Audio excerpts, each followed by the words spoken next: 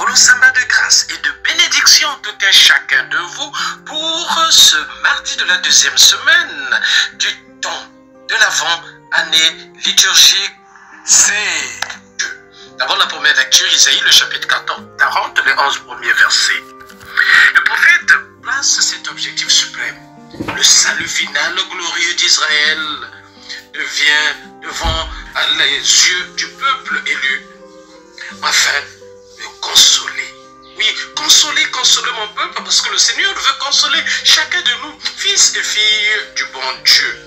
Oui, le peuple va recevoir du Seigneur la délivrance de sa captivité de Babylone, fils et filles du bon Dieu. Isaïe 40, le chapitre 40 jusqu'au chapitre 48. Et le triomphe de Dieu sur les idoles aussi. Cette œuvre est présentée comme une manifestation de toute la puissance de l'Éternel, fils et filles du bon Dieu.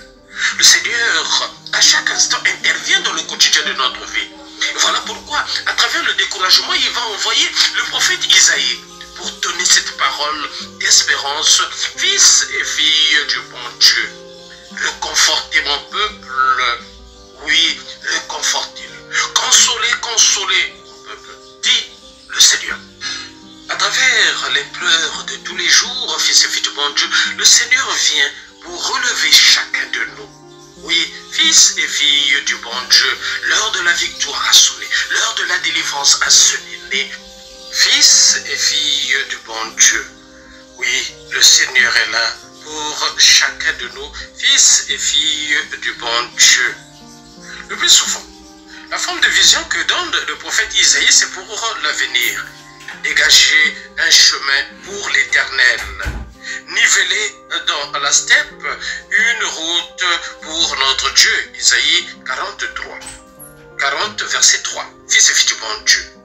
Cela évoque également une conversion au plus profond de notre cœur.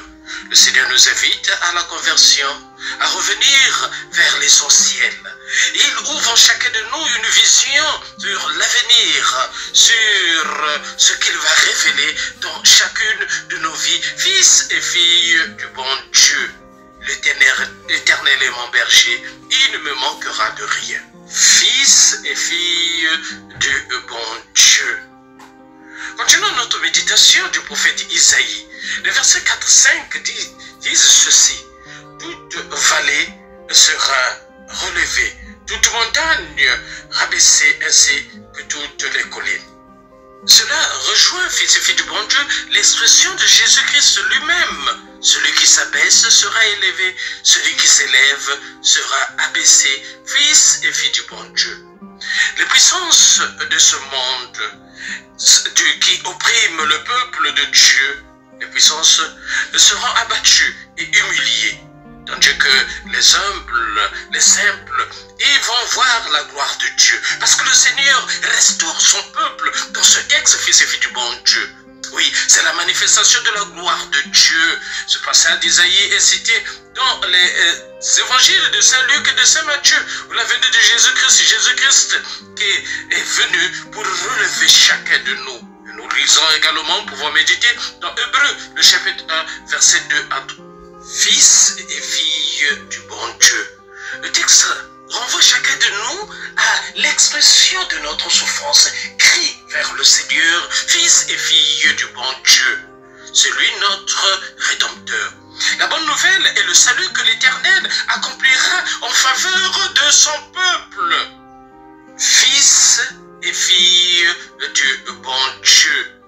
Dieu est avec nous. Dieu règne.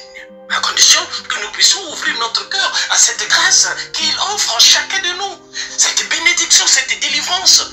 Consoler mon peuple. Oui, le Seigneur veut te consoler, veut consoler chacun de nous, fils et filles du bon Dieu. L'évangile de ce matin, Matthieu, le chapitre 18, le verset 12 à 14. Ciel ne veut pas qu'un seul de ces petits puisse se perdre, fils et filles du bon Dieu. Oui, il se réjouit d'avoir retrouvé la brebis perdue, même également pour la pièce perdue. Oui, fils et filles du bon Dieu, parce que le Seigneur va toujours à la rencontre de chacun de nous. Jésus demande à ses disciples, qu'en pensez-vous? C'est une constante chez lui, quand il pose la question à ses disciples, fils et filles du bon Dieu, le chemin de la conversion, c'est le chemin de chacun de nous. Il y a la joie au ciel lorsqu'un seul pécheur se convertit, fils et filles du bon Dieu. Regarde, imagine-toi, lorsque tu perds quelque chose, et tu es là à la recherche de la chose, fils et filles du bon Dieu. Mais dès que tu retrouves, mais c'est un petit de joie. Ce qui était perdu, j'ai retrouvé.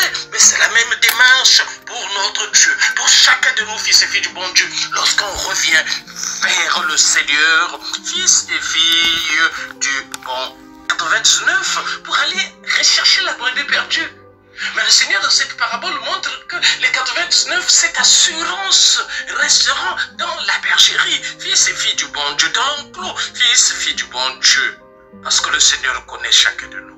Oui, il nous connaît mieux que nous-mêmes. Et parce qu'il nous connaît, parce qu'il sait combien nous sommes précieux et riches à ses yeux. Fils et filles du bon Dieu, Dieu ne veut pas que tu puisses te perdre. Dieu veut que tu puisses revenir vers lui. Une brebis perdue semblerait ainsi à un échec de l'amour de Dieu par rapport à chacun de nous. Fils et filles du bon Dieu, voilà pourquoi il part à la recherche de la brebis perdue. Une âme égarée, c'est comme si c'était de l'échec.